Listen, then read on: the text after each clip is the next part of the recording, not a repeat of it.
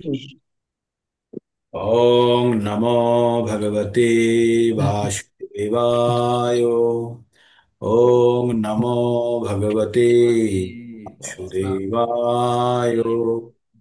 ॐ नमो नमो भगवते भगवते वासुदेवाय। ॐ अज्ञानतिमिरान्धस्य ज्ञानाञ्जनाशलाकया चक्षुरुन्मीलितं येन तस्मै श्रीगुरुवे नमः। হরে কৃষ্ণ। মনমোহন প্রভু, একবার দিলীপ প্রভুর সঙ্গে কথা বলে দেখুন তো, উনি বুঝি জয়েন করতে পারছেন না। একবার দেখুন দেখি। হরে কৃষ্ণ কৃষ্ণ কৃষ্ণ হরে হরে, হরে রাম রাম রাম হরে হরে। সমস্ত ভক্তবৃন্দকে আমার সশ্রদ্ধ প্রণাম। আর আমরা প্রতিদিনের ন্যায় আমরা ভগবত গীতা পঠন করছি, হ্যাঁ? তো আপনারা পার্টিসিপেট করেন বলেই এই অনুষ্ঠান চলে, না হলে এই অনুষ্ঠান কখনোই চলতো না। তাই আপনাদের উপস্থিতি অত্যন্ত গুরুত্বপূর্ণ। আমরা ভগবত গীতার জ্ঞান অর্জন করছি। ভগবত গীতার আমরা বর্তমানে 9 নম্বর অধ্যায়ের শেষের দিকে এসে গেছি। তো 9 নম্বর অধ্যায় থেকে আমরা ভগবত গীতা থেকে কি জানতে পারি? ভগবত গীতা থেকে আমরা 5টি বিষয় সম্বন্ধে জানতে পারি: ঈশ্বর, জীব, প্রকৃতি এবং সময় আর কর্ম।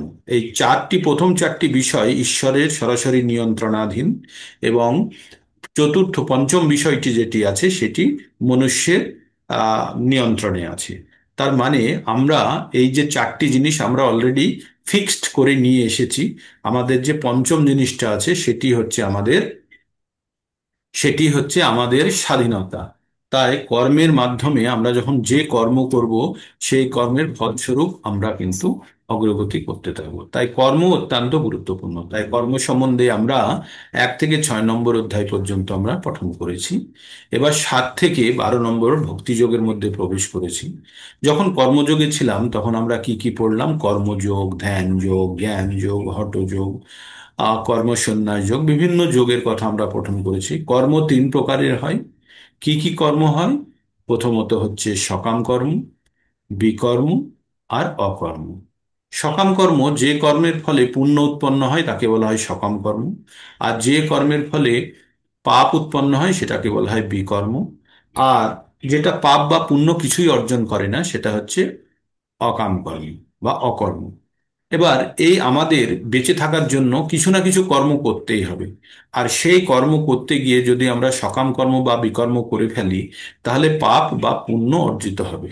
আর পাপ বা পুণ্য উৎপন্ন হলে আমাদের কি হবে, সমস্যা কি হবে? আমরা কিন্তু আবার জন্ম মৃত্যুর চক্রে আবদ্ধ হয়ে পড়ব। তাই আমাদের ভগবত গীতা পঠনের মাধ্যমে আমরা যে জ্ঞানটি অর্জন করি, আমাদের সম্পূর্ণ প্রয়োজন। আমরা সেই জ্ঞানের মাধ্যমে কি করতে চাই? আমাদের চরম উদ্দেশ্য আমরা সাধিত করতে চাই। আমাদের চরম উদ্দেশ্য কি জীবনের? এই জন্ম মৃত্যুর চক্র থেকে বেরোনো।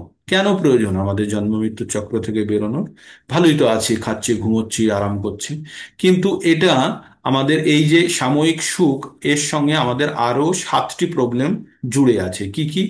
জন্ম, মৃত্যু, জরা আর ব্যাধি। জরা মানে আমাদের প্রত্যেককে একদিন না একদিন বৃদ্ধ হতেই হবে। আমাদের সেই যৌবন, সেই চকচকে গাল, সেই মাথা ভর্তি চুল, সেই সুন্দর রূপ আর থাকবে না। একদিন আমরা প্রত্যেকে বৃদ্ধ হয়ে যাব।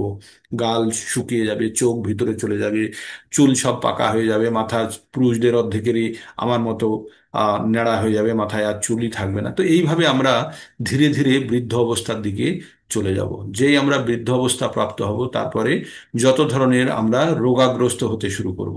আর রোগাগ্রস্ত হওয়া মানে শুধুই কষ্ট। এখন যারা আগামী দিনের কষ্টটাকে ভোগ করছে না, যখন কষ্টটি ভোগ করবে তখন আর কিছু করার থাকবে না।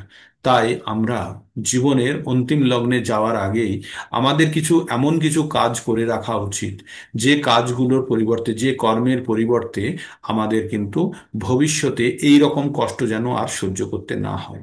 আপনি আপনার অফিসে যাওয়ার জন্য প্রথম দিন যেদিন যাচ্ছেন, সেদিন মানে যখন শুরু করলেন, যেতে গিয়ে বাস, ট্রেন, অটো, টোটো, ট্যাক্সি, কত আপনি পরিশ্রম করে গেলেন গেলেন তো প্রথম দিন। তারপরের দিন কি আবার আবার যখন আপনি বেরোলেন, সেই একই কষ্ট, প্রতিদিন একই কষ্ট করছেন। তারপরে আপনার অফিসের একজন বলল যে তুই এত কষ্ট করিস কেন? ওই বাইপাসের পাশ দিয়ে শাটল চলে, ওতে গিয়ে বসলেই সঙ্গে সঙ্গে সোজা চলে আসবে। তো বাইপাসে যাওয়ার জন্য একটু কষ্ট করে হেঁটে যেতে হবে, 10 মিনিট হেঁটে গেলেই বাইপাস। আর বাইপাস থেকে তুই ওখান থেকে শাটল পাবি, শাটল পেলে সোজা অফিসে। তারপরের দিন সেই ব্যক্তি কি করলো, সে সোজা গেল বাইপাসে, একটু কষ্ট করে হেঁটে গেল, গিয়ে শাটল ধরলো আর সোজা গিয়ে পৌঁছলো অফিসে। তো তখন পৌঁছেই তারপরে মনে হলো তার যে আরে আমি প্রতিদিন শুধু মিথ্যে মিথ্যে কষ্ট করতাম। তো ওই ব্যক্তি যতক্ষণ না পর্যন্ত নতুন জ্ঞান প্রাপ্ত করলো যে আমাদের শাটেলের মাধ্যমে ডাইরেক্ট অফিসে আসা যায় আর সমস্ত কষ্টই দূর হয়ে যায়, তার আগে পর্যন্ত কিন্তু সে এই কষ্টই করে যাচ্ছিল। টোটো, বাস, অটো, ট্রেন সব কিছু ধরে কষ্ট করে যাচ্ছিল। তো আমাদের বর্তমান জীবনে আমাদের এই জন্ম মৃত্যু জরা ব্যাধি, আদি ভৌতিক, আদি আত্মিক আর আদি দৈবিক, এই 7 ধরনের সমস্যা আমাদের জীবনে লেগেই আছে। তাই আমরা একটু কষ্ট করে, একটু অতিরিক্ত ভক্তির একটু স্পৃহা বাড়িয়ে আমরা কি করতে চাই, আমরা চাই শাটল ধরে একদম আমাদের গন্তব্যস্থলে পৌঁছতে। আর শাটলটা কি, ভক্তিযোগের মার্গে, ভক্তিযোগের রাস্তাটা হচ্ছে শাটল। আর এই যে আপনারা যে এই সকালবেলাতে একটু কষ্ট করছেন, এটি হচ্ছে কষ্ট করে বাইপাস পর্যন্ত হেঁটে যাওয়ার সঙ্গে আহ, হেঁটে যাওয়ার সঙ্গে সামঞ্জস্যপূর্ণ বা তুলনামূলকভাবে, সেটাই বলতে আমি চেয়েছি। তাই আমরা প্রতিদিন আমরা যে এই যে সকালে ভক্তির আলোচনা করি বা ভক্তির কথা বলি, শুধুই কি আমরা শুধুই কি আমরা কিছু পাওয়ার আশায়, না আমাদের কোনো ইচ্ছা থাকে বা আনন্দ থাকে?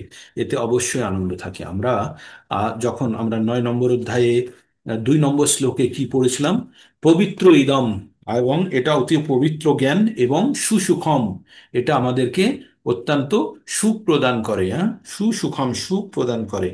তো তাই আমরা প্রতিদিন, আমরা যতক্ষণ না পর্যন্ত 9 নম্বর অধ্যায় শুরু হচ্ছে, আমরা প্রত্যেকটা শ্লোক প্রতিদিন পড়ব, যতদূর পর্যন্ত হচ্ছে ততদূর পর্যন্ত। তাই আর বাকি আপনাদের সময় নষ্ট না করে আমি সোজা আপনাদেরকে 9 নম্বর অধ্যায়ে নিয়ে চলে যাচ্ছি, যেখান থেকে আমরা প্রথম শ্লোক থেকে শ্লোকটি পড়ব, তার বাংলা অর্থ বলবো, বলে এগোতে থাকবো, আর বিশ্লেষণে যাব না। আমরা যখন অলরেডি বিশ্লেষণ করেছি। নবম অধ্যায়, রাজগুহ্য যোগ। শ্রী ভগবান উবাচ, ইদং তু তে গুহ্যতমং প্রবক্ষ্যাম্যনুসূয়বে, জ্ঞানং বিজ্ঞান সহিতং যয়োজ্ঞাতামুচ্যসে শুভাৎ। শ্রী ভগবান উবাচ, ইদং তু তে গুহ্যতমং প্রবক্ষ্যাম্যনুসূয়বে, জ্ঞানং বিজ্ঞান সহিতং যয়োজ্ঞাতামুচ্যসে শুভাৎ। পরমেশ্বর ভগবান বললেন, হে অর্জুন, তুমি নির্মৎসর, অর্থাৎ তোমার কোনো ঈর্ষা নেই। আমি তোমাকে পরম বিজ্ঞান সমন্বিত সবচেয়ে গোপন জ্ঞান উপদেশ করছি, যে জ্ঞান প্রাপ্ত হলে তুমি দুঃখময় সংসারের বন্ধন থেকে মুক্ত হবে। অর্জুন যদি মুক্ত হতে পারে, তাহলে আমরাও কিন্তু সেই সুযোগটা নিতে পারি। তাই এই জ্ঞান যদি আমরা অর্জন করি, তাহলে আমরাও সেই সেম একই সুবিধা পাবো, অর্থাৎ মুক্ত হওয়ার একটা সুবিধা থাকলো। 2 নম্বর শ্লোকে বলছেন, রাজবিদ্যা রাজগুহ্যম পবিত্র ইদামুত্তমম, প্রত্যক্ষ অবগমম ধর্মম সুশুকম কর্তব অব্যয়ম। রাজবিদ্যা রাজগুহ্যম পবিত্র ইদামুত্তমম, প্রত্যক্ষ অবগমম ধর্মম সুশুকম কর্তব অব্যয়ম। এই জ্ঞান সমস্ত বিদ্যার রাজা, সমস্ত গুহ্য তত্ত্ব থেকে গুহ্যতর, অতি পবিত্র এবং প্রত্যক্ষ অনুভূতির দ্বারা আত্ম উপলব্ধি প্রদান করে বলে এটি প্রকৃত ধর্ম। এই জ্ঞান অব্যয় এবং সুখসাধ্য। এই ভগবদ গীতার বাণী শ্রবণ এবং পঠনের মাধ্যমে যদি আপনাদের আনন্দ আসতে শুরু করে, তাহলে জানবেন যে আপনারা একদম ঠিকভাবে মুভ করতে শুরু করেছেন। ঠিক 3 নম্বরে বলছে, কারা ভগবানের ভক্তি করতে পারে না বা তাদের কি দশা হয়। অশ্রদ্ধানা পুরুষাং ধর্মশাস্য পরন্তপ, অপাপ্য মাম নিবর্তন্তে মৃত্যু সংসার ভর্তমনি। অশ্রদ্ধানা পুরুষাং ধর্মশাস্য পরন্তপ, অপাপ্য মাম নিবর্তন্তে মৃত্যু সংসার ভর্তমনি। কি বলেন, হে পরন্তপ, এই ভগবত ভক্তিতে যাদের শ্রদ্ধা উদিত হয়নি, যাদের শ্রদ্ধা, তারা কখনো ভগবানকে লাভ করতে পারে না। তাই তারা এই জড় জগতের দুঃখময় জন্ম মৃত্যুর পথে বারবার ফিরে আসে।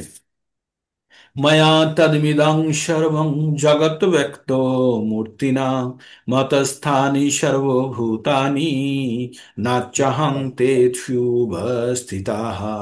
मया तद्मिदं सर्वं जगत् व्यक्तो मूर्तिना मतस्थानि सर्वभूतानि নাচ্যাহং তেষু অবস্থিতাঃ।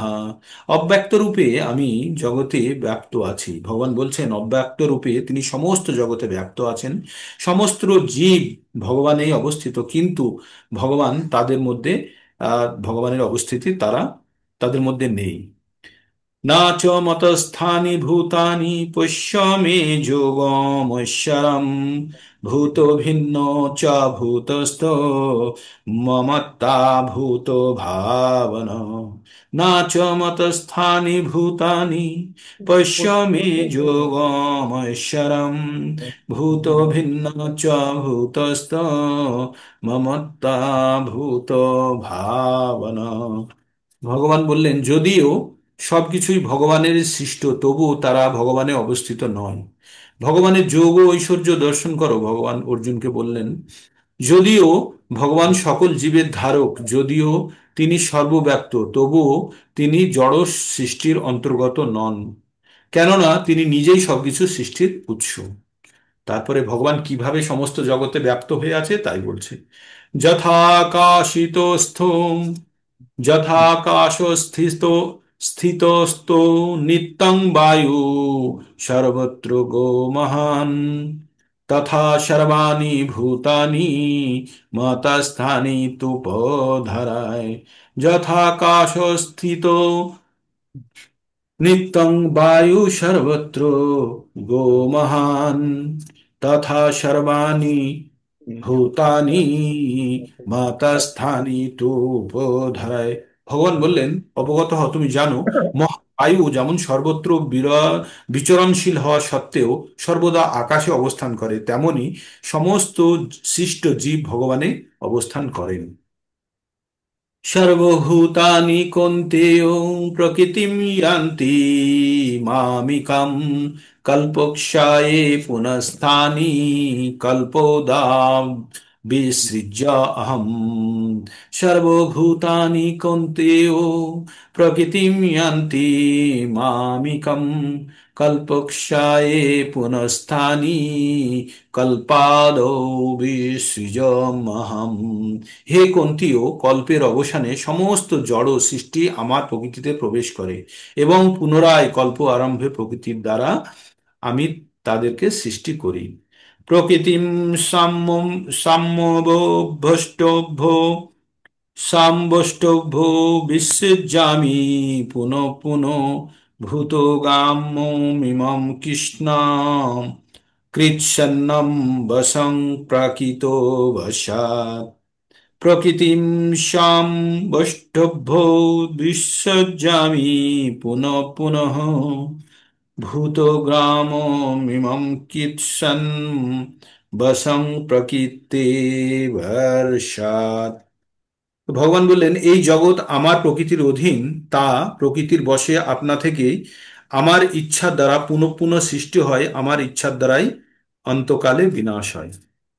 না চ না চ মাং তানি কর্মাণি নিবধ্যন্তি ধনঞ্জয় উদাসীনো বদাসীনো আসক্তম অনাসক্তম। না চ মাং তানি কর্মাণি নিবধ্যন্তি ধনঞ্জয় উদাসীনো বদাসীনম আসক্তম তেষু কর্মসু। না চ মং তানি কর্মাণি নিবধ্যন্তি ধনঞ্জয় উদাসীনো বদাসীনম আসক্তম তেষু কর্মসু। হে ধনঞ্জয়, সেই সমস্ত কর্ম আমাকে আবদ্ধ করতে পারে না, ভগবান বলছেন এটা।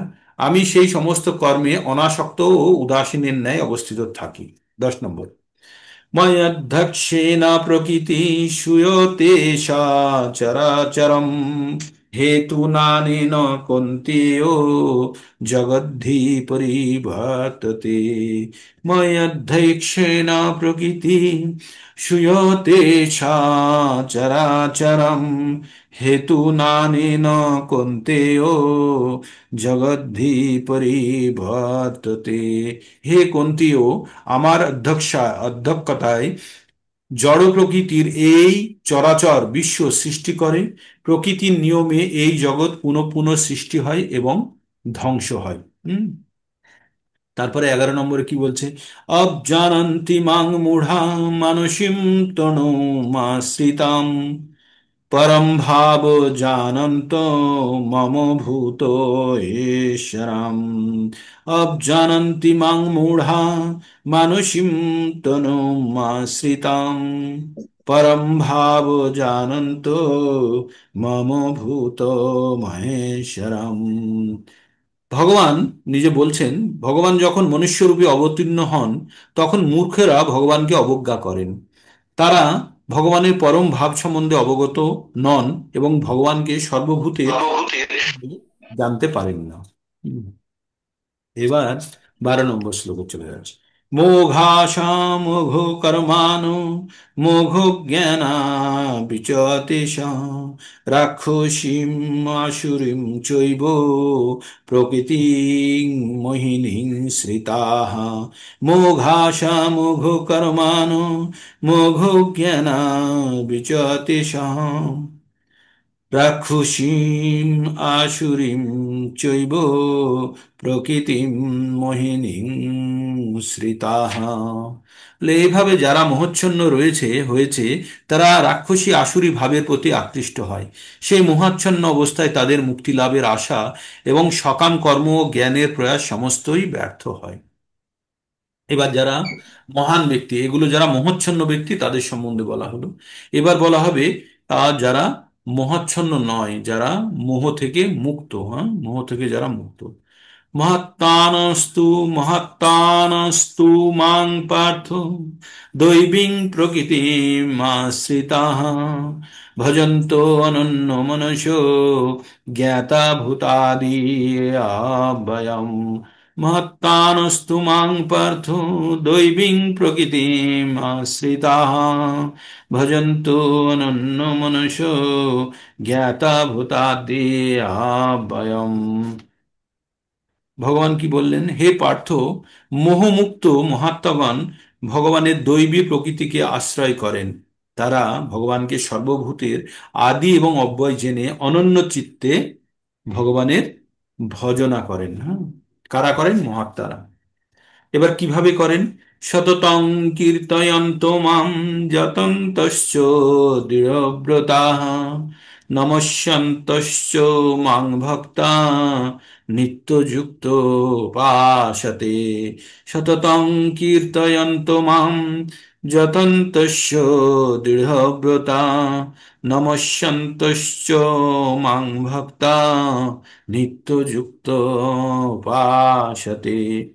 বলছে দৃঢ়ব্রত এবং যত্নশীল হয়ে সর্বদা আমার মহিমা কীর্তন করে, আমাকে প্রণাম করে, এই সমস্ত মহাত্মারা নিরন্তর ভক্তি সহকারে আমার উপাসনা করে। যারা মহাত্মা তারা কি করলো? তারা সতত কীর্তয়ন্ত মাম, মানে সব সময় ভগবানের কীর্তন করে আর সব সময় ভগবানের সঙ্গে যুক্ত থেকে ভক্তিতে ভগবানকে নমস্কার করে, প্রণাম করে এবং নিত্য উপাসনা করে। এইবার বলছে 15 নম্বরে, জ্ঞান যোগেন চাপন্নে যজন্ত মামুপাসতে একাত্তেন পৃথকেত্তেন বহুধা বিশ্বত মুখম। জ্ঞান যোগেন চাপন্নে যজন্ত মামুপাসতে একাত্তেন পৃথকেত্তেন বহুধা বিশ্বত মুখম। আবার বলছে অন্য কেউ কেউ জ্ঞান যোগের দ্বারা অভেদ চিন্তা পূর্বক, কেউ কেউ বহুরূপে প্রকাশিত ভেদ চিন্তা পূর্বক এবং অন্য কেউ আবার বিশ্বরূপের উপাসনা করে। তার মানে বিভিন্ন ব্যক্তিরা বিভিন্ন রকম ভগবানের চিন্তা ভাবনা করেন। তারপরে বলছেন 16 নম্বর, অহং ক্রুতুরহং যোগ্য সদাম সধামহম अहम औषधम मंत्रो अहम अहम अवाज्यम अहम अग्निर अहम हुतम अहम कुतुरहं जुग्गो सधाम अहम अहम औषधम मंत्रो अहम अहम अवाज्यम अहम अग्निर अहम হতাম। বলল আমি অগ্নিষ্টম, আমি আদি আদি শ্রৌতযজ্ঞ, আমি বৈশ্যদেব, আদি স্মাতযজ্ঞ, আমি পূর্বপুরুষদের উদ্দেশ্যে শ্রদ্ধাদি কর্ম, আমি রোগ নিবারক ভেষজ, আমি মন্ত্র, আমি হোমের ঘৃত, আমি অগ্নি, আমি হোমক্রিয়া। পিতামহস্য জগত পিতাম পিতামহস্য জগত মাতা ধাতা পিতামহ বেদং পবিত্রম অঙ্কার ঋক্ষাম যধুরেব চ পিতা পিতাহমস্য জগত মাতা ধাতা পিতামহ বেদাং পবিত্রম ওঙ্কার ঋক্ষাম যজুরেব চ। আমি এই জগতের পিতা, মাতা, বিধাতা ও পিতামাতা। আমি জ্ঞেয় বস্তু, আমি শোধনকারী ও ওঙ্কার, আমি ঋক সাম যজুর্বেদ। ওকে, এবার 18 নম্বর শ্লোকে আমরা পৌঁছে গেছি। গতির ভক্তা গতির ভর্তা প্রভু সাক্ষী নিবাস শরণং সুহৃদ প্রভব প্রলয় স্থানং নিধানং বীজ অব্যয়ম।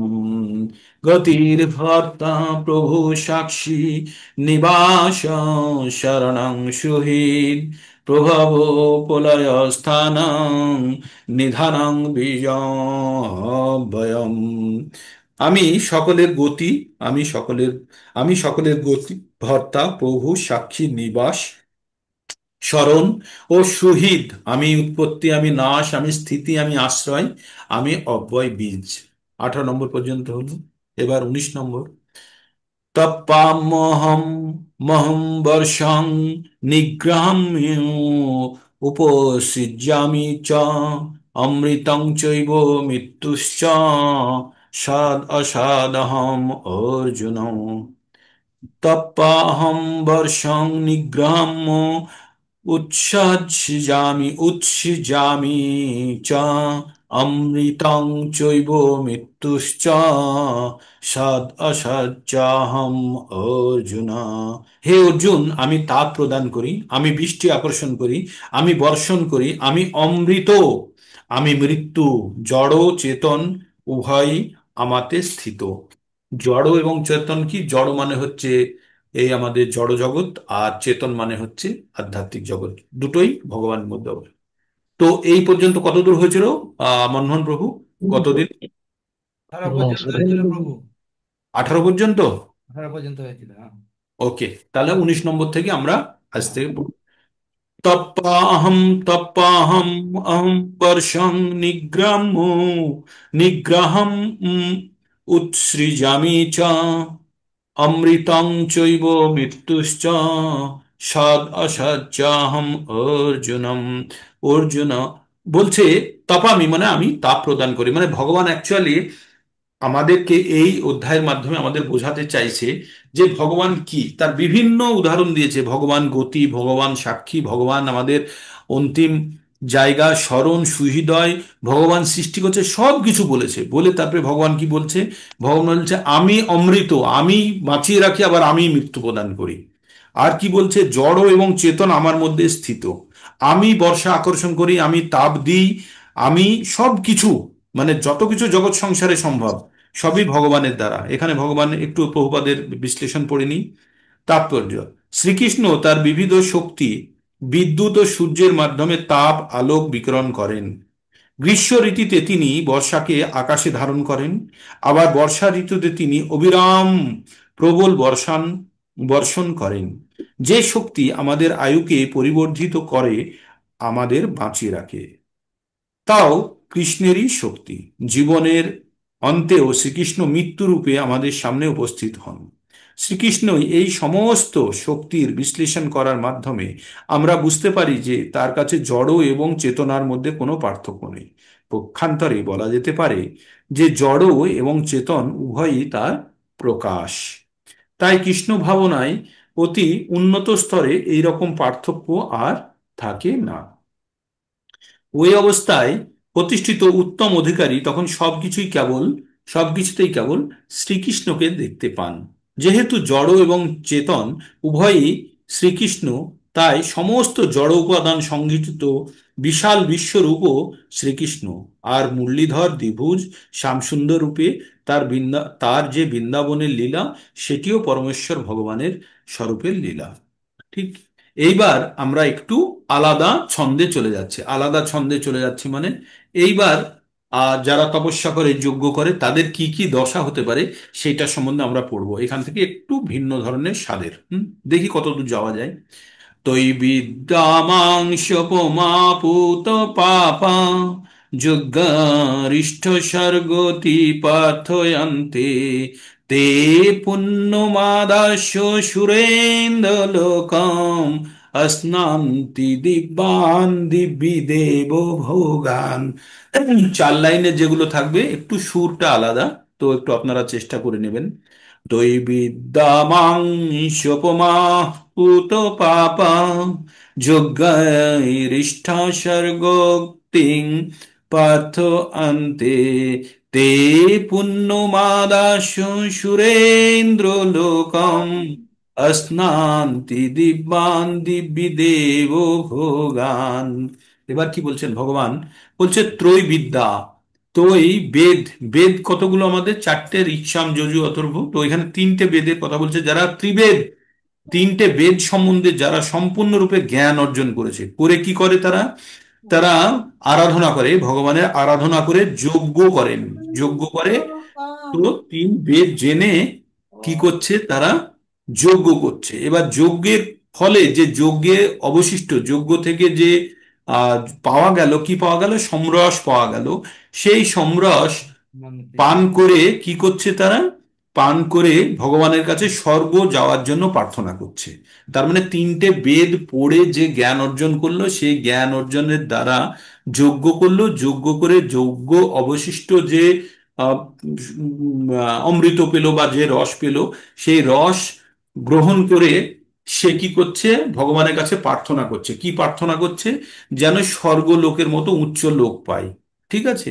তো এইভাবে দিব্য স্বর্গলোক ভোগ করার জন্য সে পুণ্য ফল অর্জন করেছে যজ্ঞের ফলে, তাই সে উচ্চ লোক ভোগ করার জন্য প্রার্থনা করছে। এতদূর এটা বুঝতে পারলেন না? পারলেন না? এইটা এটা বোঝা খুব দরকার। কি করলো? বেদ পড়ে, বেদ থেকে জ্ঞান অর্জন করে যজ্ঞ করলো। যজ্ঞ করে যজ্ঞাবিশিষ্ট যা পেল সেগুলো গ্রহণ করার পরে ভগবানের কাছে প্রার্থনা করলেন। যজ্ঞ করে কি প্রার্থনা করলেন? যে ইন্দ্রলোক স্বর্গলোকে যেন সুখ ভোগের জন্য যেন যেতে পারি, এই বলে প্রার্থনা করলো। কিভাবে প্রার্থনা করলো? তিনটে বেদ থেকে জ্ঞান অর্জন করে সেই জ্ঞানের দ্বারা যজ্ঞ করে কি করলো? যেন পুণ্য অর্জিত হয় এবং স্বর্গলোক বা ইন্দ্রলোক এরকম উচ্চ লোকে যেতে পারি। ঠিক করলো এটা? করলো। কারা করলো?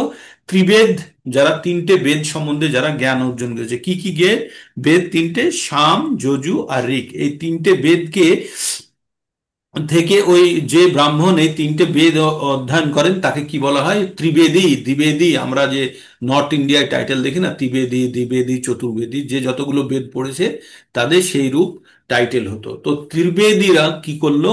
যে তিনটে বেদ অধ্যয়ন করে যে জ্ঞান অর্জন করলো, সেই জ্ঞান দিয়ে কি করলো? তারা যজ্ঞ করলো। যজ্ঞ করে যজ্ঞাশিষ্ট সোমরস পান করে তারা ভগবানের কাছে প্রার্থনা করলেন কি আমাদেরকে পুণ্য অর্জন করিয়ে সেই পুণ্যের দ্বারা আমরা যেন স্বর্গলোক ইন্দ্রলোকে যেতে পারি। ঠিক। তাহলে ভালো কাজ করলো। করলো তো? ভালো কাজ করেছে তো? ভালো কাজ করেছে, অবশ্যই ভালো কাজ করেছে। কোনো অসুবিধা নেই। তারপরে কি সকাম হবে? এই কর্ম, আহ সকাম কর্ম হলো। পুণ্য অর্জন করলে এবার স্বর্গলোকে গেল। এইবার কি হচ্ছে শুনুন। স্বর্গলোকে যাওয়ার পরে ते तां भुक्तां स्वर्गलोकं विशालं शिन्ने पुण्यमर्तलोकं विशन्ति एवं त्रयी धर्मम् अनुप्रपन्ना गता गतं काम काम लभन्ते তে তাং ভুক্তাং স্বর্গলোকম বিশালং সিন্নে পুণ্যে মর্তলোকম বিশন্তি এবং ত্রয়ী ধর্মম অনুপ্রপন্না গতা গতং কাম কাম লভন্তে। কি বললো? তে তাং ভুক্তা স্বর্গলোকম বিশালাং।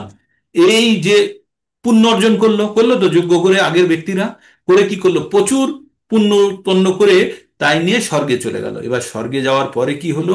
প্রচুর অনেক দিন ধরে স্বর্গে বা উচ্চ লোকে খুব ভোগ করলেন। ভোগ করার পরে কি হলো? তার পুণ্য শেষ হয়ে গেছে। সে যেতে পেরেছিল কেন? সে পুণ্য অর্জন করার জন্য। এবার তার পুণ্য শেষ হয়ে গেছে। পুণ্য শেষ হলে কি হবে?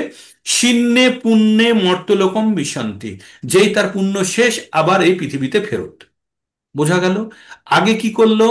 বেদ পড়ে জ্ঞান অর্জন করে ভগবানের নামে যজ্ঞ করে তারা পুণ্য প্রার্থনা করলো, করে স্বর্গলোক আদিতে গেল, গিয়ে সেখানে গেল। এবার পরের শ্লোকে বলছে ওই রকম স্বর্গলোকে যাওয়ার পরে অনেক দিন যাবৎ তারা স্বর্গসুখ ভোগ করলো, করার পরে যেই তার পুণ্য শেষ, টাকা শেষ, হোটেল থেকে বাড়িতে ফেরত, এবার চলে আসলো আবার মর্তলোকে। এসে কি করছে? এবং ত্রয়ী ধর্মম প্রপন্না গতাগতং কাম কামা লভন্তে। আবার আবার ফিরে এসে আবার সেই কর্মকাণ্ড, আবার যজ্ঞ, আবার পুণ্য অর্জন, আবার যাওয়া, মানে বারবার এইরকম করতে থাকছে। তাহলে এটা কি ভালো? যে পুণ্য শেষ হয়ে গেলে ফেরত আসলো, এসে আবার যজ্ঞ করো, আবার পুণ্য অর্জন করো, আবার যাও, প্রতিবার এইরকম ফেরত এসে নতুন ব্যাটারি কিনে আবার যাওয়া। তাই বলছে সেই বিশাল স্বর্গভোগ উপভোগ করার পরে পুণ্য ক্ষয় হলে আবার মর্তলোকে ফিরে আসেন। এইভাবে ত্রিবেদোক্ত ধর্মের অনুষ্ঠান করে ইন্দ্রিয় সুখভোগের আকাঙ্ক্ষী মানুষেরা সংসারে কেবলমাত্র বারবার জন্ম নেয় আর মৃত্যুবরণ করে। বোঝা গেল এতদূর পর্যন্ত? যে এই জন্ম মৃত্যুর চক্রে আপনারা যদি স্বর্গভোগ করতে চান, যেতে পারেন, কোনো অসুবিধা নেই। গিয়ে কিন্তু পুণ্য শেষ হলে আবার কিন্তু ফেরত আসতে হবে। রেডি থাকবেন যে আমরা এই বারবার এসে আবার আপনাকে এই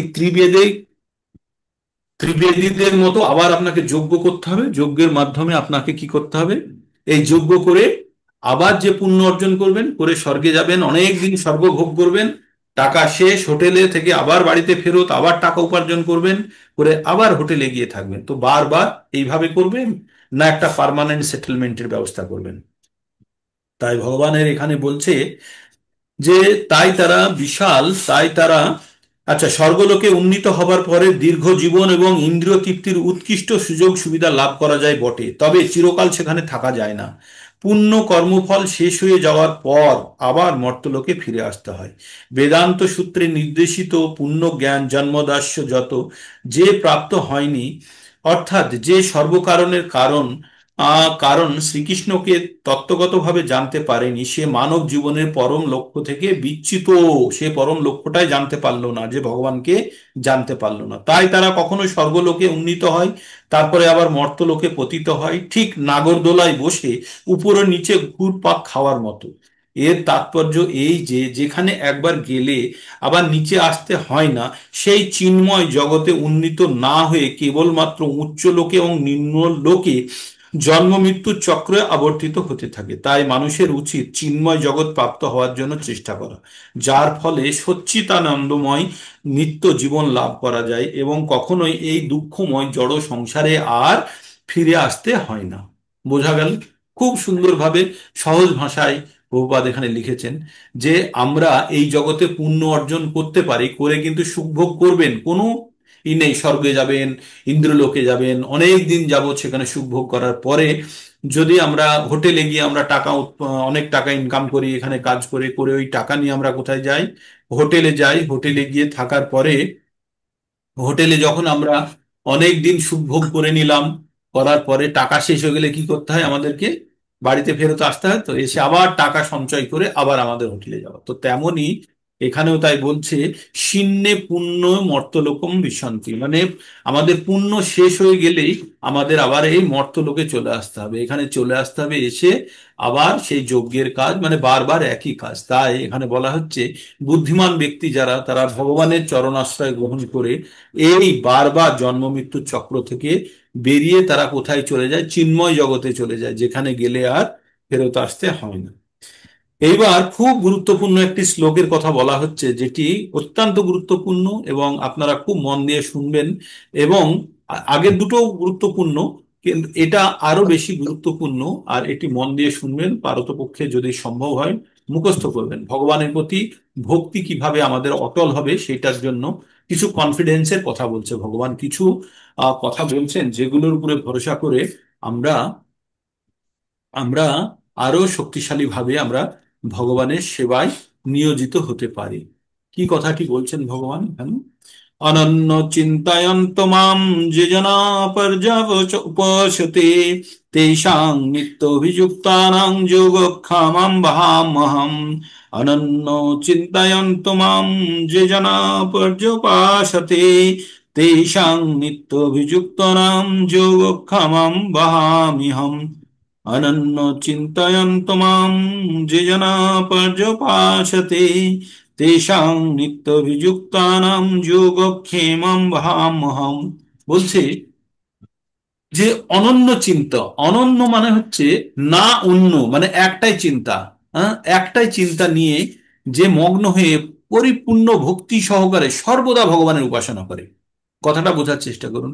অনন্য চিন্তা, না অন্য, অন্য মানে আর অন্য চিন্তা ছাড়া শুধু ভগবানের চিন্তায় মগ্ন হয়ে, অনন্য চিন্তায় অন্ত মাম যে জনা পর্যায়, মানে যে জন, যে ব্যক্তি অনন্য চিন্তার দ্বারা সর্বদা ভগবানের উপাসনা করে, তার কি হয়?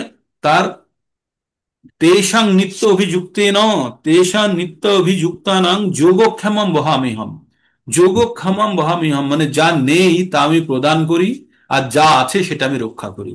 মানে কথাটি গুরুত্ব শুনুন, ভগবান কি বলছে, যে যে অনন্য চিন্তায় অন্তমাম যে জনা পর্যয়, যে সব সময় অনন্য চিন্তায় ভগবানের চিন্তায় মগ্ন হয়ে বসে আছে, তার যা নেই ভগবান সেটি প্রদান করেন, আর যেটি আছে সেটি ভগবান রক্ষা করেন।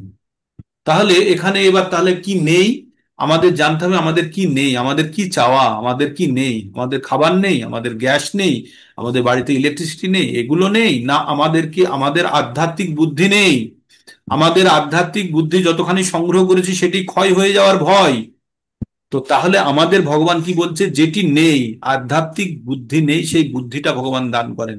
আমরা 10 নম্বরে পড়বো, তেষাং সতত যুক্ত নাম ভজতাং প্রীতি পূর্বকম দদামি বুদ্ধি যোগম, দদামি মানে দেওয়া, দদামি বুদ্ধি যোগম তাম ইয়ানু মায়ু কায়ন্তিতে। তো ভগবান তাকে দিতে থাকেন, কি দিতে থাকেন?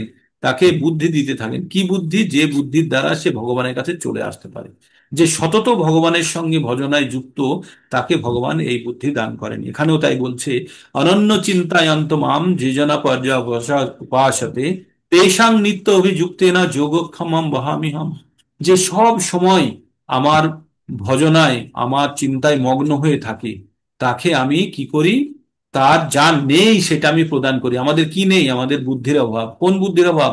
যে বুদ্ধির উপর বল করে ভরসা করে আমরা এই ধরাধাম থেকে মুক্ত হয়ে ভগবত ধামে যেতে পারবো, সেই বুদ্ধির অভাব। তো ভগবান বলছে সেই বুদ্ধি আমি দান করি। আর কি করি?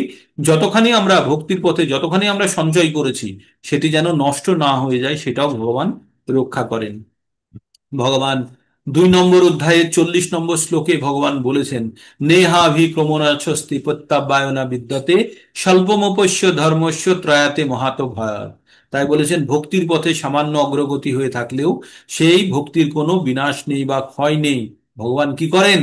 ভগবান বলছেন যে যারা সামান্য অগ্রগতি করে রেখেছে তারা কিন্তু মহান মৃত্যু ভয় থেকে বাঁচে। মৃত্যু ভয় থেকে কিভাবে বাঁচা যাবে? তাহলে মৃত্যু থেকে বাঁচার কি রাস্তা? মৃত্যু থেকে বাঁচতে হলে জন্মই নিতে হবে না। আর কখন জন্ম না হবে? জন্ম কর্ম চ মে দিব্যম এবং যো ব্যক্তি তত্ত্বতঃ তক্তা দেহাং পুনর্জন্ম নৈতি মামেতি সর্জন। ভগবান বলছেন যে ভগবানের জন্ম এবং কর্ম সম্বন্ধে সম্পূর্ণরূপে জ্ঞান অর্জন করে গেছেন, সে মৃত্যুর পরে, এই দেহত্যাগের পরে সে আর পুনরায় এই ধরাধামে আসে না। সে ভগবানের আশ্রয় পেয়ে যায়। তো এরকম ভগবান অনেক শ্লোকের মাধ্যমে ব্যক্ত করেছে। তাই আমাদের আমাদের জানতে হবে এখানে অনন্য চিন্তায়ন্তমাং, মানে আর কোনো চিন্তা ভাবনার মধ্যে আমাকে থাকলে হবে না, শুধু শুধু ভগবানেরই চিন্তার মধ্যে যদি আমরা মগ্ন হয়ে থাকি, তাহলে আমাদের যেটা নেই সেটি ভগবান প্রদান করেন, আর যেটি আছে সেটি ভগবান রক্ষা করেন। এইবার একটি খুব ভালো শ্লোকের মধ্যে আমরা প্রবেশ করব, যে শ্লোকটির দ্বারা ভগবান ছাড়া অন্য দেব দেবতাদের যারা পুজো করে তাদের কি দশা সেইটি ভগবান ব্যক্ত করবে। এবার 23 নম্বরে শুনুন। যে অন্য দেবতা ভক্তা যজন্তে শ্রদ্ধায়ান্বিতাঃ তেপি মামেব কন্তেয় যজন্তি অবিধি পূর্বকম। কি বলছেন? যে অন্য দেবতা ভক্তা যজন্তে শ্রদ্ধায়ান্বিতা তেপি তেহপি মামেব কন্তেয় যজন্ত অবিধি পূর্বকম। যেপি অন্য দেবতা ভক্তা যজন্ত শ্রদ্ধায়ান্বিতাঃ তেহপি মামেব কন্তেয় যজন্তে আবিধি পূর্বকাম। ভগবান বললেন, হে কন্তিও, যারা অন্য দেবতাদের ভক্ত, যারা আগে কি বললো, অনন্য চিন্তা, আর কোনো চিন্তা না করে ভগবানের যে ভক্তি করে তার কি দশা হয়। এবার বলছে যারা দেবতাদের ভক্ত, যারা দেবতাদের পুজো করে, তারা যারা যারা যত্ন সহকারে, এমন নাকি একদম শ্রদ্ধা সহকারে দেবতাদের পুজো করে, তাদের কি হয়, তারা প্রকৃতপক্ষে ভগবানেরই অর্চনা পুজোই করছে, তারা প্রকৃতপক্ষে ভগবানেরই পুজো করছে, কিন্তু তাদের বিধিটা বিধিটা ঠিক না। তাই বলছে অবিধি পূর্বকম ভাবে ভগবানের পুজো হচ্ছে, কিন্তু বিধি পূর্বক হচ্ছে না। তো তাই বলছে যারা অন্য দেবতাদের পুজো করে তারা ভগবানেরই পুজো করছে, কিন্তু তারা কিভাবে পুজো করছে, ভগবান মানে কৃষ্ণেরই পুজো করছে, কিন্তু তারা কিভাবে করছে, বিধিপূর্বক নয়, তাই না? মানে আপনি একটা জায়গাতে গেলেন, গিয়ে ইলেকট্রিসিটি অফিসে গেলেন, গিয়ে আপনাকে 100 টাকা জমা দিয়ে আপনাকে একটা রিসিপ্ট নিতে হবে। নিয়ে কি করলেন, আপনার বাড়ির কানেকশনটাকে রিস্টার্ট করানোর জন্য আবার 100 টাকা রিসিপ্ট দিলেন, পেনাল্টি দিলেন, দিয়ে কানেকশনটা দিয়ে দেবেন। আপনি গেলেন, গিয়ে কি করলেন, ওখানে যে একটা ডি গ্রুপের একটা কর্মচারী আছে তাকে ধরলেন, ধরে তাকে 150 টাকা দিলেন, দিয়ে তাকে বললেন যে আমার এই কাজটা করে দাও। ও কি করলো, ফটাফট ভিতর থেকে কাজটা করিয়ে আপনাকে বললো যান, আপনার কানেকশন ওখানে জুড়ে যাচ্ছে। এইটা হচ্ছে পার্থক্য। কাজটা সেই গভর্নমেন্টের অর্ডারই হবে, কিন্তু অবিধিপূর্বকম, মানে একটু বিধি আমরা ভেঙে ফেললাম। তো এই এই জিনিসটা বুঝতে পারলেন যে আমাদের গিয়ে ডাইরেক্ট কাউন্টারে গিয়ে অ্যাপ্রোচ করে প্রসেসে যাওয়া, সেটা হচ্ছে ভগবানের কাছে যাওয়া। আর আরেকটা হচ্ছে আমাদের ইচ্ছা আছে, পুরা শ্রদ্ধা আছে দেবতাদের প্রতি, আর রেখে আমরা কি করছি, ভগবানের পরিবর্তে আমরা দেবতার কাছে যাচ্ছি। আর ভগবান কি বলছে, আমি আমি তাদেরকে দিয়েই কাজটা করাচ্ছি, কাদেরকে দিয়ে, দেবতাদেরকে দিয়ে আমি কাজটা করাচ্ছি, কিন্তু যে আমার কাছে আসলে অবিধিপূর্বকম, মানে বিধিপূর্বক আসলো না। তাই বলছে যেপি অন্য দেবতা ভক্তা, যে ওপি অন্য দেবতা ভক্তা যজন্তে শ্রদ্ধা নেই, এমন নয় যে শ্রদ্ধা নেই, শ্রদ্ধা আছে। যজন্তে, যজন্তে মানে পুজো করা, যজন্তে শ্রদ্ধায়ান্বিতা তেহপি মামেব কন্তেও, সে আমারই ভজনা করছে, আমাকেই করছে, কিন্তু অবিধিপূর্বক, ইনডাইরেক্টলি করছে, ডাইরেক্ট নয়। হ্যাঁ, তাই ভগবান বললেন যেপি অন্য দেবতা ভক্ত তেহপি মামেব কন্তেও যজন্তি অবিধিপূর্বকম, মানে সে বিধি মেনে ভক্তিটা করলো না। ঠিক। তারপরে ভগবান কি বললেন, তো তাহলে তাহলে ভগবান কি বললেন যে এতে কি হচ্ছে, ভগবান আরো জ্ঞানটি দিয়ে দিলেন। ভগবান বললেন অহমি সর্বযোগ্যানাম ভক্তা চ প্রভুরেব চ না তু মাম অভিজানন্তি তত্তে নাতাশ্চবন্তি তে। ভগবান কি বললেন, অহমি সর্বযোগ্যানাম ভক্তা চ প্রভুরেব চ না তু মাম অভিজানন্তি তত্তে নাতাশ্চবন্তি তে। ভগবান বললেন আমি সমস্ত যোগের ভোক্তা। এখানে কি বললো, অন্যান্য দেব দেবতার পুজো করার জন্য বললে, তো সেই জন্য ভগবান বললেন যে যারা তোমরা অন্য দেবতার পুজো করছো ঠিকই করছো, কিন্তু আমারই পুজো করছো, কিন্তু বিধি না মেনে। তাই সেটি বোঝানোর জন্য ভগবান আবার বলছে আমি সবকিছু যজ্ঞের ভোক্তা, আমি সকলের প্রভু। আমাকে না জেনে, কিন্তু যারা ভগবানের চিন্ময় রূপ জানে না তারা অধঃপতিত হয়, যারা ভগবানকে প্রকৃত রূপে জানে না তাদের অধঃপতিত হওয়ার ভয় থাকলো। তাই ভগবান কি বললেন, ভগবানই সমস্ত যোগের ভোক্তা। তার মানে আমরা দেব দেবতার পুজো করলেও আলটিমেটলি সেটা কার কাছে যায়? ভগবানের কাছে যায়, কিন্তু অবিধিপূর্বক, নিয়মের বাইরে দিয়ে যাচ্ছে। তাই ভগবান বলছে ডাইরেক্ট করো না, কেন, তোমাদের অসুবিধা কোথায়? তাই বলছে অহমি সর্বযোগ্যানাম ভক্তাচা প্রভুর এবচ না তু মামভি জানন্তি তত্ত্বেন এব শ্রবন্তিতে। যারা, কি বলছে, যারা ভগবানের ভক্তি করে না, তারা ভগবানের চিন্ময় স্বরূপ জানে না, তারা অবশ্যই অধঃপতিত হয়। এবার দেব দেবতাদের পুজো করলে কি হয় সেটা বলছে। দেব দেবতার পুজো করলে কি হয়, পিতামাতার পুজো করলে কি হয়, আর ভগবান ভূত প্রেতের পুজো করলে কি হয়, আর ভগবানের পুজো করলে কি হয়, এটা দিয়ে আজকে শেষ করবো। ইয়ান্তি দেবব্রত দেবান পিত্রানন্তি পিত্তব্রতাঃ ভূতানি ইয়ান্তি ভূতেজ্জা ইয়ান্তি মম যজিনোপি মাম। ইয়ান্তি দেবব্রত দেবান পিত্রানন্তি পিত্তব্রতাঃ ভূতানি ইয়ান্তি ভূতেজ্জা আন্তি মজ্জাজিনোপি মাম। ভগবান বললেন যারা দেব দেবতাদের পুজো করে তারা দেব দেবতার লোকে যায়, যারা দেব দেবতার পুজো করে তারা দেব দেবতার লোকে যায়, যারা পিতৃপুরুষদের উপাসক তারা পিতৃলোক লাভ করে, ভূত প্রেত আদি উপাসকগণ ভূত লোক লাভ করে, আর ভগবানের যারা উপাসক তারা ভগবানকে লাভ করে। আগেরটাই কি বললাম? আগেরটাই বললেন ভগবান যে ভগবানই সবকিছুর ভোক্তা, ভগবানই তাদেরকে সবকিছু দিয়ে থাকেন। কিন্তু যারা অবিধিপূর্বকম ভাবে দেবদেবতাদের পুজো করে তারা কি করে? তারা এই লোকে যেতে পারে, তারা উচ্চ লোকে যেতে পারে, কিন্তু উচ্চ লোকে গেলে সমস্যা কি? উচ্চ লোকে গেলে সমস্যা কি? কোনো সমস্যা নেই, খুব ভালো আনন্দ ভোগ করুন, কিন্তু শীর্ণে পুণ্য মর্তলোকম বিশন্তি, এটা মাথায় রাখতে হবে। ওখানে টাকা শেষ হয়ে গেলেই আবার পৃথিবীতে ফিরে আসতে হবে। এই রকম শ্লোক আমরা 8 নম্বরের অধ্যায়ের 16 নম্বরেও পড়েছি। আবম্ভ ভুবনাল্লোকা পুনরাবর্তিনা অর্জুনা, মানে ভূলোক থেকে একদম ব্রহ্মলোক পর্যন্ত পুনরায় তাদেরকে আবর্তিত হতে হবে। কেন? পুণ্য শেষ হয়ে গেলে এখানে ফেরত। আব্রহ্ম ভুবনাল্লোকা পুনরাবর্তিনা অর্জুনা মাম উপেত্তু তো কোনতেও পুনর্জন্ম না বিদ্যাতে। কিন্তু যদি কেউ ভগবানকে পেয়ে যায় তাহলে কিন্তু তাকে আর পুনর্জন্ম হবে না। তাই এখানে সেই কথাই ভগবান পুনরায় উল্লেখ করলেন, কি বললেন? ইয়ান্তি মদ জাজিন অপি মাম, কিন্তু ভগবানের যারা ভক্তি করে তারা ভগবানের লোকে যায়।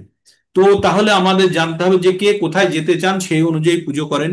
কেউ যদি দেবলোকে যেতে চান দেবতাদের পুজো করেন, কেউ যদি পিতৃলোকে যেতে চান তাহলে পিতামাতার সেবা করেন, ভূতের লোকে যদি যেতে চান তাহলে ভূত প্রেত যক্ষের পুজো করতে পারেন, কিন্তু যদি ভগবানের ধামে যেতে চান তাহলে কিন্তু ভগবানের পুজো করতে। এই ছিল আমাদের 25 নম্বর পর্যন্ত।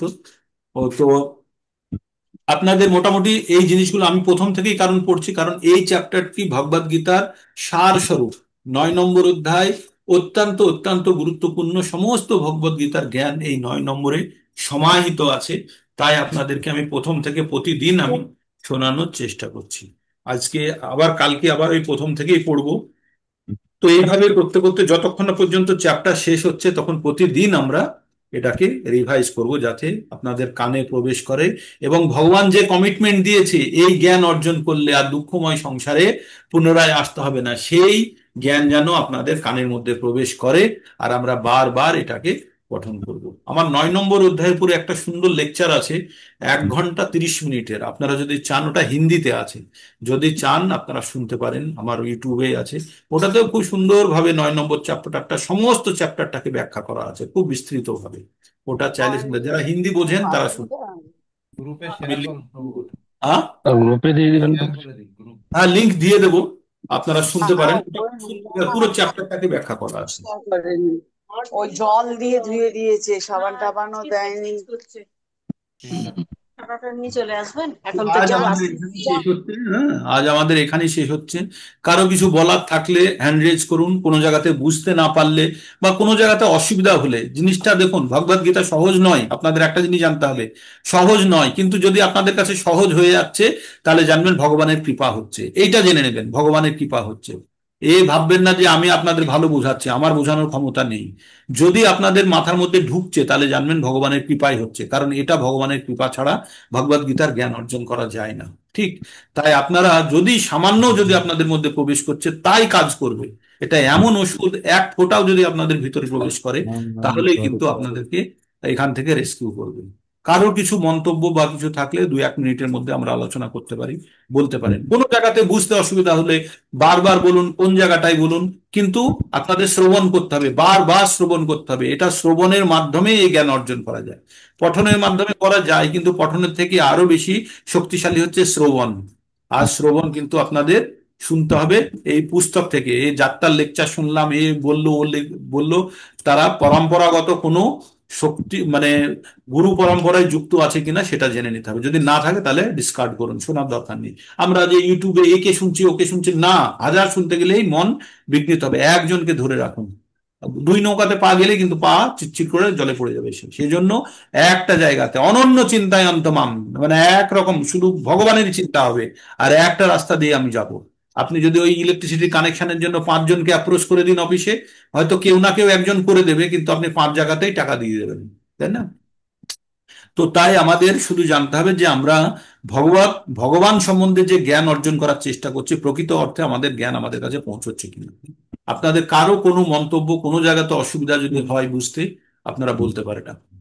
আজকে নিত্যানন্দ প্রভু, দণ্ডবত প্রণাম। বলুন প্রভু। ও বলছি, এই যে পিতৃলোকটা কোন স্তরে, যে এটা 12টা একটা স্তর উচ্চ আছে লোক, সেখানে এটা এই আমাদের ভূলোকেরও উচ্চ লোক, এটা ভূলোকের উপরে আছে। পিতৃলোকের উপর কি হয় ওখানে? পিতৃলোক ভূলোকের উপরে আছে, কিন্তু মানে স্থায়ী জায়গা নয়। মানে ওটা কি একটা অস্থায়ী জায়গা, ওটা একটা অস্থায়ী জায়গা। পিতৃলোকে থাকে কারা, কি হয় ওখানে? এটা একটা টেম্পোরারি মানে শেল্টার বানানো আছে, বেস ক্যাম্পের মতো। ঠিক আছে, ওই উপরে যাওয়ার আগে ওখানে স্টেবল হয়ে থাকতে হয়। মানে এই যে মৃত্যু লোকের পরে পিতৃলোক একটা মানে সেটেল, একটা অস্থায়ী জায়গা, কিন্তু সেখানে এই ভূলোকের থেকে অনেক বেশি সুযোগ সুবিধা আছে। যারা পিতামাতা সেবা যত্ন করে তারা পার্মানেন্ট জায়গা পেতে পারে, আবার শীর্ণে পুণ্য মর্তে লক্ষম বিশন্তি, শেষ হয়ে গেলে ফেরত আসতে হবে। আর যতদিন না পর্যন্ত আপনাদের পার্মানেন্ট যে আপনার যে লোকের জন্য আপনি নির্ধারিত ভাবে বেরিয়ে পড়েছেন, সেই লোকে যদি আপনি পৌঁছতে না পারেন, ততক্ষণ পর্যন্ত পিতৃলোকে ওয়েটিং এ থাকুন। তার ওখানে তারপরে স্থায়িত্ব আবার বেশি দিন, তার মানে আমাদের বেশি দিন মানে ভূলোকের 100 বছরের থেকে ওখানে হয়তো 1000 বছর থাকবে। আমাদের এখানে যেমন আমাদের 100 বছর অনেক মনে হয়, সেখানে হয়তো 1000 বছর কম সময়। কারণ ওখানে সুখ, যেখানে সুখ সুবিধার জায়গা আছে সেখানে অনেক দীর্ঘ লাইফ। আর এরকম দীর্ঘ হতে হতে ব্রহ্মার লাইফ কত? 311,40,000 কোটি বৎসর, তাই না? তো যত উপরের লোকে যেতে থাকবে তত জীবনের মানে স্থায়িত্ব বেশি হবে, আবার যত নিম্ন লোকে যাবে তত জীবনের স্থায়িত্ব খুব কম হতে থাকবে। ঠিক আছে। তো আমাদের এখানেই দেখুন না, ব্যাকটেরিয়া ভাইরাস এদের লাইফ স্প্যান কত? ব্যাকটেরিয়া ভাইরাস এদের লাইফ স্প্যান কত? দিনে ঘন্টায় থেকে থেকে যায় না? তো এইভাবে আমরা এগোতে থাকি। টেকনিক্যালের থেকেও কিছুটা আধ্যাত্মিকতার দিক থেকে আমাদের বোঝার চেষ্টা করতে হবে। আমাদের এই রাস্তা কোথায় গেল, ওই রাস্তা কোথায় গেল যাওয়ার থেকে আমাদের শুধু গন্তব্যস্থলটাকে স্থির করতে হবে। তাই এখানে এই জ্ঞানগুলো কেন দেয়? কেউ যদি ভুল করে অন্য রাস্তায় ঢুকে পড়ে, তাই তাই না? কিন্তু আমাদের ডেস্টিনেশন কিন্তু একটাই, আমাদেরকে যে কোনো ভাবে এই চক্র থেকে বেরোতে হবে। That is the ultimate destination of our life, তাই না? এইভাবে যদি আমরা ভাবনা চিন্তা করি আর আমাদের ভগবান চেতনায় মগ্ন হয়ে থাকা, ঠিক। ক্যামেরা অন করুন, যারা যারা পারবেন একটা স্নেহ। হ্যাঁ বলুন, ক্যামেরা অন করুন, বলুন মাতাজি। প্রভুজি 19 নম্বরটা আরেকবার পড়ুন। 19 নম্বর। তপ্পাম অহম বর্ষং নিগ্রহম নিগ্রহম উৎসৃজামি চ অমৃতং চৈব মৃত্যুশ্চ সদ অসৎ অহম অর্জুন। তপামি অহম বর্ষম নিগৃহী নিগৃহামি নিগৃহে নিগৃহ আমি, তো নিগৃহামি। উৎসৃজামি মানে হচ্ছে বর্ষণ করা, আর অমৃত আর মৃত্যু, মৃত, অমৃতং আর মৃত্যু, মানে মৃত্যু আর অমৃত্যু এই দুটোকে অপোজিট করে রেখেছে, ঠিক আছে? তো তপ্পামি অহম তপ্পাহম তপ্পামা তপ্পাহম অহম বর্ষং নিগ্রহামি উৎসৃজামি চ অমৃতং চৈব মৃত্যুশ্চ সদ অসৎ অহম অর্জুন। ঠিক আছে। সংস্কৃত ভাষা একটু আমাদের বাংলায় ট্রান্সলেশনের সঙ্গে আগে পিছিয়ে থাকবে, একটু কষ্ট করে স্ট্রাগল করে বারবার বারবার ওটাকে পড়ে উচ্চারণ করার চেষ্টা করতে হবে। ওটা দেখলাম তপাম্যহম, কিন্তু আবার ওপাশে ভেঙে রয়েছে তপামি, ওই জন্য আমি জানতে চাইছি। তো যখনই জফলা থাকে কোনো যুক্তাক্ষরের মাধ্যমে, ওটাকে যখন ভাঙবেন তখন ওইদিকে হর্ষই হয়ে যায়, ঠিক আছে। আবার আচ্ছা। যেখানে তার মাঝে যেখানে থাকছে সেটা ম থাকছে, সেটা পরবর্তীতে ভেঙে অয়ে পরিণত হয়ে যায়। এগুলো দেখবেন। আকার থাকলে ভেঙে অতে পরিণত হয়, এগুলো যুক্তাক্ষরের মধ্যে থাকে, সেগুলো আমাদেরকে দেখতে। ঠিক আছে, তাহলে আজকে এখানেই বিরাম নিচ্ছি। হরে কৃষ্ণা হরে কৃষ্ণা। আজকে 31 জন হয়েছিল, ঠিক আছে, বাড়ছে। আহ স্ন্যাপের জন্য রেডি আছেন নাকি? একটা স্ন্যাপ হবে, একবার তো হলো কিন্তু সবাই বুঝে অন করতে পারেননি। ক্যামেরা অন করুন দেখি একবার সবাই মিলে। আমি তো চাই 25টা রুম ভর্তি হয়ে যাক। হরে কৃষ্ণা হরে কৃষ্ণা, কৃষ্ণা কৃষ্ণা হরে হরে, হরে রাম রাম রাম রাম। ওকে, আজকে এখানেই বিরাম নিই, আবার কালকে হবে। সকাল সকাল চলে আসুন। আমরা 4টে থেকেই জব শুরু করে দিই। যারা সবাই মিলে জব করতে চান চলে আসুন, 4টে থেকে জব শুরু করবো, ঠিক হরে আছে। কৃষ্ণ।